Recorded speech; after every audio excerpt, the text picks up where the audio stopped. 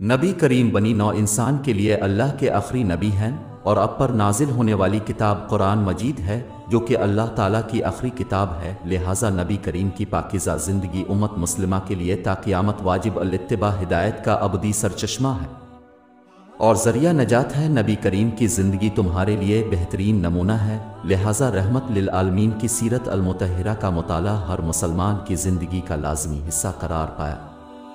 مسلمان مردوں، عورتوں اور بچوں کی اسی نظر نالج بک بوکس میں نبی کریم کی سیرت طیبہ پر سک تیار کیا گیا ہے، جس کی تیاری میں قرآن مجید، صحیح احادیث اور مسترد سیرت کی کتابوں سے استفادہ کیا گیا ہے۔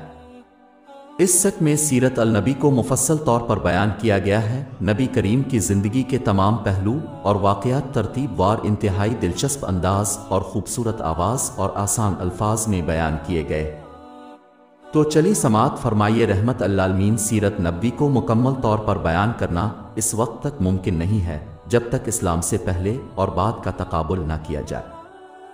اس لیے ہم اصل مضمون سے پہلے اسلام سے پہلے عرب کی کیفیت بیان کرگے، پھر وہ حالات بیان کریں گے جن میں رسول اللہ صلی اللہ علیہ وسلم کی پیدائش ہوئی۔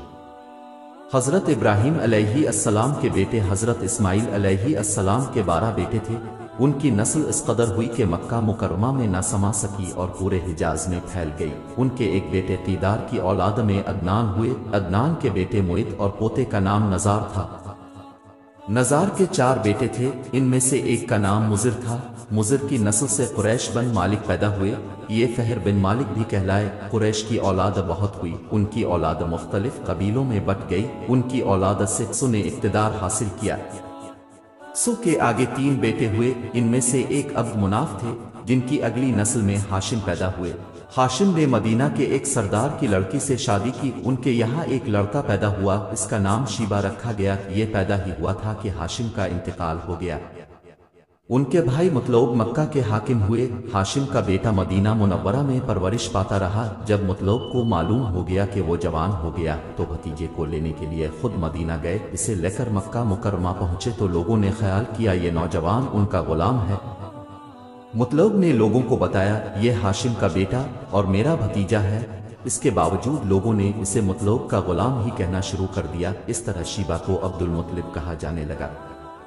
انہیں عبد المطلب کے یہاں ابو طالب، حمزہ، ابو اس، عبداللہ، ابو لہب، حارث، زبیر، زرار اور عبد الرحمن پیدا ہوئے۔ ان کے بیٹے عبداللہ سے ہمارے نبی حضرت محمد صلی اللہ علیہ وسلم پیدا ہوئے۔ عبد المطلب کے تمام بیٹوں میں حضرت عبداللہ سب سے زیادہ خوبصورت اور سب سے زیادہ پاک دامن تھے۔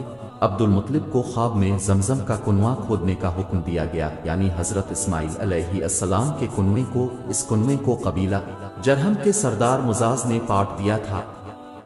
قبیلہ جرہم کے لوگ اس زمانہ میں مکہ کے سردار تھے، بیت اللہ کے نگراں تھے۔ انہوں نے بیت اللہ کی بے حرمتی شروع کر دی۔ ان کا سردار مزاز بن عمرو تھا، وہ اچھا آدمی تھا۔ اس نے اپنے قبیلے کو سمجھایا کہ بیت اللہ کی بے حرمتی نہ کرو، مگر ان پر اثر نہ ہوا۔ جب مزاز نے دیکھا کہ ان پر کوئی اثر نہ ہوتا تو قوم کو اس کے حال پر چھوڑ کر وہاں سے جانے کا فیصلہ کیا۔ اس نے تمام مال و دولت، تلواریں اور زرہیں وغیرہ خانقبہ سے نکال کر زمزم کے کنویں میں ڈال دے اور مٹی سے اس کو پاٹ دیا۔ کنواں اس سے پہلے ہی خشک ہو چکا تھا، اب اس کا نام و نشان مٹ گیا۔ مدتوں یہ کنواں بند پڑا رہا۔ اس کے بعد بنو خزاع علیہ السلام نے بنو جرہم کو وہاں سے مار بھگایا۔ بنو خزاع علیہ السلام اور قصو کی سرداری کا زمانہ اسی حالت میں گزرا۔ کنواں بند رہا یہاں تک کہ قصو کے بعد عبد المطلب کا زمانہ آ گیا۔ انہوں نے خواب دیکھا، خواب میں انہیں زمزم کے کنویں کی جگہ دکھائی گئی اور اس کے کھودنے کا حکم دیا گیا۔ حضرت علی رضی اللہ عنہ سے روایت ہے کہ عبد المطلب نے بتایا، میں حجر اسود کے مقام پر سو رہا تھا کہ میرے پاس ایک آنے والا آیا۔ اس نے مجھ سے کہا طیبہ کو کھودو۔ میں نے اس پوچھا طیبہ کیا ہے، مگر وہ کچھ بتائے بغیر چلا گیا۔ دوسری طرف رات پھر خواب میں وہی شخص آیا، کہنے لگا برہ کو کھودو۔ میں نے پوچھا بروا کیا ہے، وہ کچھ بتائے بغیر چلے گا۔ تیسری رات میں اپنے بستر پر سو رہا تھا کہ پھر وہ شخص خواب میں آیا۔ اس نے کہا مزنونہ کھودو۔ میں نے پوچھا مزنونہ کیا ہے، وہ بتائے بغیر چلا گیا۔ اس سے اگلی رات میں پھر بستر پر سو رہا تھا کہ وہی شخص پھر آیا اور بولا زمزم کھودو۔ میں نے اس سے پوچھا زمزم کیا ہے؟ اس بار اس نے کہا زمزم وہ ہے جس کا پانی کبھی ختم نہیں ہوتا، جو حاجیوں کے بڑے بڑے مجموعوں کو سیراب کرتا ہے۔ عبد المطلب کہتے ہیں میں نے اس سے پوچھا یہ کنواں کس جگہ ہے؟ اس نے بتایا جہاں گندگی اور خون پڑا ہے اور کنواں ٹھونگی مار رہا ہے۔ دوسرے دن عبد المطلب اپنے بیٹے حارث کے ساتھ وہاں گئے۔ اس وقت ان کے یہاں یہی ایک لڑکا تھا۔ انہوں نے دیکھا وہاں گندگی اور خون پڑا تھا اور ایک کنواں ٹھونگی مار رہا تھا۔ اس جگہ کے دونوں طرف باغ موجود تھے اور یہ گندگی اور خون دراصل ان بتوں پر قربان کیے جانے والے جانوروں کا تھا۔ پوری نشانی مل گئی تو عبد المطلب کدال لے آئے اور کھدائی کے لیے تیار ہو گئے، لیکن اس وقت قریش وہاں آ پہنچے۔ انہوں نے کہا اللہ کی قسم ہم تمہیں یہاں کھدائی نہیں کرنے دیں گے، تم ہمارے ان دونوں باتوں کے درمیان کنواں کھودنا چاہتے ہو جہاں ہم ان کے لیے قربانیاں کرتے ہیں۔ عبد المطلب نے ان کی بات سن کر اپنے بیٹے حارث سے کہا تم ان لوگوں کو میرے قریب نہ آنے دو، میں کھدائی کا کام کرتا رہوں گا، اس لیے کہ مجھے جس کام کا حکم دیا گیا ہے میں اس کو ضرور پورا کروں گا۔ قریش نے جب دیکھا کہ وہ باز آنے والے نہیں تو رک گئے۔ آخر انہوں نے کھدائی شروع کر دی۔ جلد ہی کنویں کے آثار نظر آنے لگے۔ یہ دیکھ کر انہوں نے اللہ اکبر کا نعرہ لگایا اور پکار اٹھے یہ دیکھو یہ اسماعیل علیہ السلام کی تعمیر ہے۔ جب قریش نے یہ دیکھا کہ انہوں نے کنواں تلاش کر لیا تو ان کے پاس آ گئے اور کہنے لگے عبد المطلب اللہ کی قسم یہ ہمارے باپ اسماعیل علیہ السلام کا کنواں ہے اور اس پر ہمارا بھی حق ہے، اس لیے ہم اس میں تمہارے شریک ہوں گے۔ یہ سن کر عبد المطلب نے کہا میں تمہیں اس میں شریک نہیں کر سکتا، یہ مجھ اکیلے کا کام ہے۔ اس پر قریش نے کہا تب پھر اس معاملے میں ہم تم سے جھگڑا کریں گے۔ عبد المطلب بولے کسی سے فیصلہ کروا۔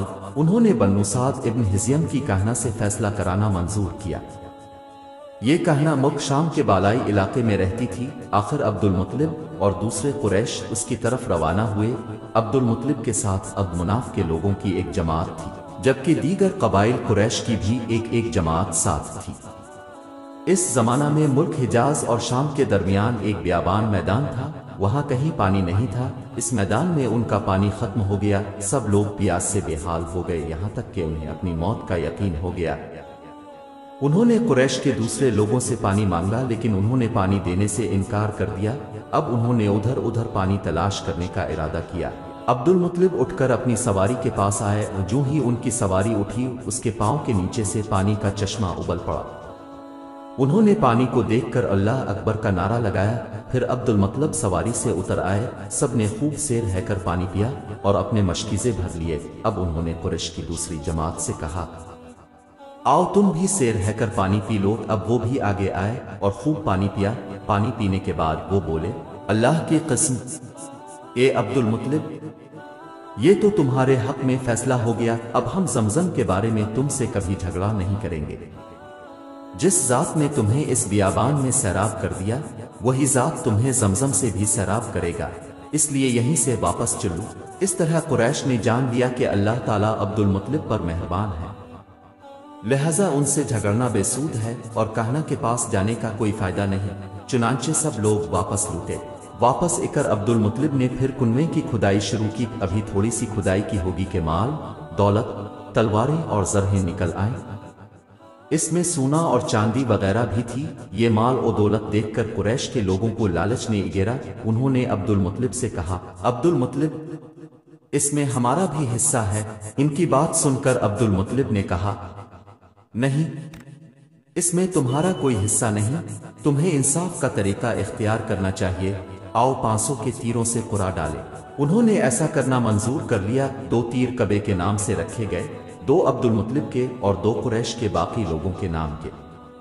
پانسا پھینکا گیا تو مال اور دولت کعبہ کے نام نکلا، تلواریں اور زرہیں عبد المطلب کے نام اور قریشیوں کے نام کے جو تیر تھے وہ کسی چیز پر نہ نکلے۔ اس طرح فیصلہ ہو گیا۔ عبد المطلب نے کعبے کے دروازے کو سونے سے سجا دیا۔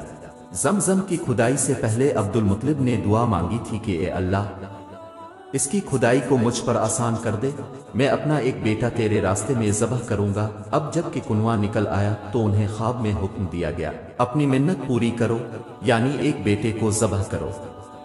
عبد المطلب کو یہ حکم اس وقت دیا گیا جب وہ اپنی منت بھول چکے تھے۔ پہلے خواب میں ان سے کہا گیا منت پوری کرو، انہوں نے ایک مینڈھا ذبح کر کے غریبوں کو کھلا دیا۔ پھر خواب آیا اس سے بڑی پیش کرو، اس مرتبہ انہوں نے ایک بیل ذبح کر دیا۔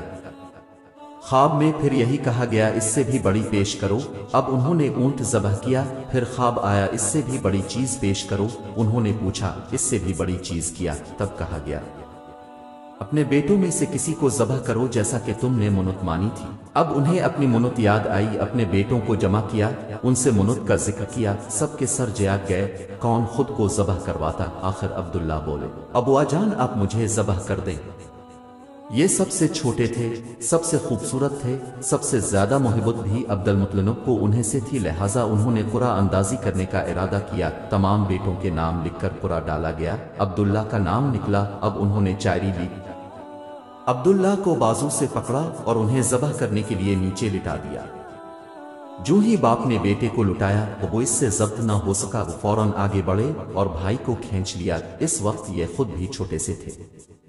ادھر باپ نے عبداللہ کو کھینچا، اس کھینچا تانی میں عبداللہ کے چہرے پر خراشیں بھی آئیں، جن خراشوں کے نشانات مرتے دم تک باقی رہے۔ اسی دوران بنو مخزوم کے لوگ آ گئے، انہوں نے کہا آپ اس طرح بیٹے کو ذبح نہ کریں، اس کی ماں کی زندگی خراب ہو جائے گی، اپنے رب کو راضی کرنے کے لیے بیٹے کا فدیہ دے دیں۔ اب سوال یہ تھا کہ فدیہ کیا دیا جائے، اس کی ترکیب یہ بتائی گئی کہ کاغذ کے ایک کاغذ پر 10 اونٹ لکھے جائیں، دوسرے پر عبداللہ کا نام لکھا جائے، اگر 10 اونٹ والی پرچی نکلے تو 10 اونٹ قربان کر دیے جائیں، اگر عبداللہ والی پرچی نکلے تو 10 اونٹ کا اضافہ کر دیا جائے، پھر 62 اونٹ والی پرچی اور عبداللہ والی پرچی ڈالی جائے۔ اب اگر 62 اونٹ والی پرچی نکلے تو 62 اونٹ قربان کر دیے جائیں، ورنہ 10 اونٹ اور بڑھا دیے جائیں، اس طرح 10-10 کر کے اونٹ بڑھاتے جائیں۔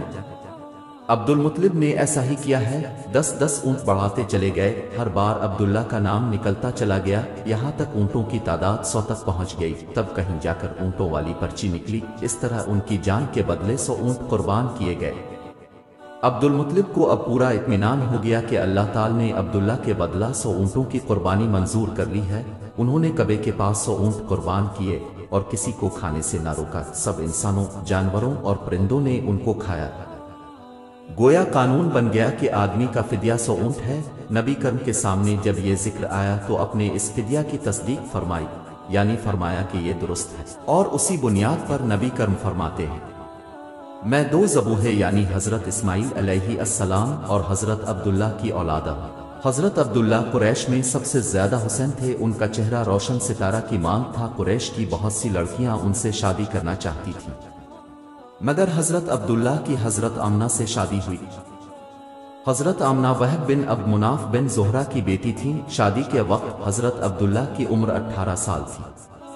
یہ شادی کے لیے اپنے والد کے ساتھ جا رہے تھے، راستہ میں ایک عورت کعبہ کے پاس بیٹھی نظر آئی۔ یہ عورت ورقہ بن نوفل کی بہن تھی۔ ورقہ بن نوفل قریش کے ایک بڑے عالم تھے۔ ورقہ بن نوفل سے ان کی بہن نے سن رکھا تھا کہ وقت کے آخری نبی کا ظہور ہونے والا ہے، اور ان کی نشانیوں میں سے ایک نشانی یہ ہوگی کہ ان کے والد کے چہرے میں نبوت کا نور چمکتا ہوگا۔ جو ہی اس نے عبداللہ کو دیکھا فوراً اس کے ذہن میں یہ بات، اس نے سوچا ہونا ہو یہ وہ شخص ہے جو پیدا ہونے والے نبی کے باپ ہوں گے۔ چنانچہ اس نے کہا اگر تم مجھ سے شادی کر لو تو میں بدلہ میں تمہیں اتنے ہی اونٹ دوں گی جتنے تمہاری جان کے بدلے میں ذبح کیے گئے تھے۔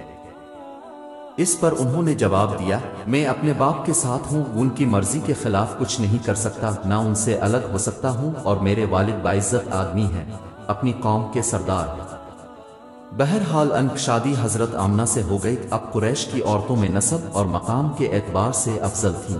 حضرت آمنہ حضرت عبداللہ کے گھر آ گئیں۔ اب فرماتی ہیں جب میں ماں بننے والی ہوئی تو میرے پاس ایک شخص آیا، یعنی ایک فرشتہ انسانی شکل میں آیا۔ اس وقت میں جاگنے اور سونے کے درمیانی حالت میں تھی، عام طور پر اس حالت کو غنودگی کہا جاتا ہے۔ اس نے مجھ سے کہا تمہیں معلوم ہے تم اس امت کی سردار اور نبی کی ماں بننے والی ہو۔ اس کے بعد وہ پھر اس وقت آیا جب نبی صلی اللہ علیہ وسلم پیدا ہونے والے تھے۔ اس مرتبہ اس نے کہا جب تمہارے ہاں پیدائش ہو تو کہنا میں اس بچے کے لیے اللہ کی پناہ چاہتی ہوں ہر حسد کرنے والے کے شر اور برائی سے۔ پھر تم اس بچے کا نام محمد رکھنا، کیونکہ ان کا نام تورات میں احمد ہے، اور زمین اور آسمان والے ان کی تعریف کرتے ہیں۔ جبکہ قرآن میں ان کا نام محمد ہے اور قرآن ان کی کتاب ہے الابدایا والنہایہ۔ ایک روایت کے مطابق فرشتے نے ان سے یہ کہا، تم وقت کے سردار کی ماں بننے والی ہو، اس بچے کی نشانی یہ ہوگی کہ اس کے ساتھ ایک نور ظاہر ہوگا جس سے ملک شام اور بصر کے محلات بھر جائیں گے۔ جب وہ بچہ پیدا ہو جائے گا تو اس کا نام محمد رکھنا، کیونکہ تورات میں ان کا نام احمد ہے کہ آسمان اور زمین والے ان کی تعریف کرتے ہیں، اور انجیل میں ان کا نام احمد ہے کہ آسمان اور زمین والے ان کی تعریف کرتے ہیں، اور قرآن میں ان کا نام محمد ہے۔ حضرت عبداللہ کے چہرے میں جو نور چمکتا تھا، شادی کے بعد وہ حضرت آمنہ کے چہرے میں آ گیا تھا۔ امام زہری فرماتے ہیں، حاکم نے یہ روایت بیان کی ہے اور اس کو صحیح قرار دیا ہے کہ صحابہ رضی اللہ عنہم نے حضور نبی کریم صلی اللہ علیہ وسلم سے عرض کیا، اے اللہ کے رسول، ہمیں اپنے بارے میں کچھ بتائی۔ اب صلی اللہ علیہ وسلم نے ارشاد فرمایا، میں اپنے باپ ابراہیم علیہ السلام کی دعا ہوں، اپنے بھائی عیسیٰ علیہ السلام کی بشارت ہوں اور خوشخبری ہوں۔ جب میں اپنی والدہ کے شکم میں آیا تو انہوں نے دیکھا، گویا ان سے ایک نور ظاہر ہوا ہے جس سے ملک شام میں بصر کے محلات روشن ہو گئے۔ حضرت آمنہ نے حضرت حلیمہ سعدیہ سے فرمایا تھا، میرے اس بچے کی شان نرالی ہے، یہ میرے پیٹ میں تھے تو مجھے کوئی بوجھ اور تھکن محسوس نہیں ہوئی۔ حضرت عیسیٰ علیہ السلام وہ آخری پیغمبر ہیں جنہوں نے اب کی آمد کی خوشخبری سنائی ہے۔ اس بشارت کا ذکر قرآن میں بھی ہے۔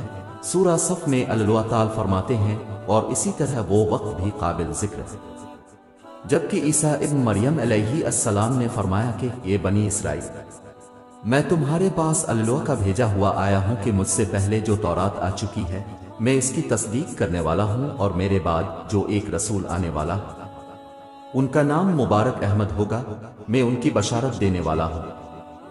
اب چونکہ حضرت عیسیٰ علیہ السلام یہ بشارت سن چکے تھے، اس لیے ہر دور کے لوگ اب کی آمد کا بے چینی سے انتظار کر رہے تھے۔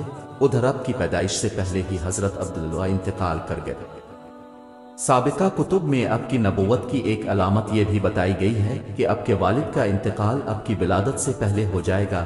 حضرت عبداللہ ایک تجارتی قافلے کے ساتھ تجارت کے لیے گئے تھے، اس دوران بیمار ہو گئے اور کمزور ہے کر واپس لوٹے۔ قافلہ مدینہ منورہ سے گزرا تو حضرت عبداللہ اپنی ننیال یعنی بنو نجار کے ہاں ٹھہرے۔ ان کی والدہ بنو نجار سے تھی، ایک ماہ تک بیمار رہے اور انتقال کر گئے، انہیں یہیں دفن کر دیا گیا۔ تجارتی قافلہ جب حضرت عبداللہ کے بغیر مکہ مکرمہ پہنچا اور عبد المطلب کو پتہ چلا کہ ان کے بیٹے عبداللہ بیمار ہو گئے ہیں اور مدینہ منورہ میں اپنی ننیال میں ہیں، تو انہیں لانے کے لیے عبد المطلب نے اپنے بیٹے زبیر کو بھیجا۔ جب یہ وہاں پہنچے تو عبداللہ کا انتقال ہو چکا تھا، مطلب یہ کہ اب صلی اللہ علیہ وسلم اس دنیا میں اپنے والد کی وفات کے چند ماہ بعد تشریف لائے۔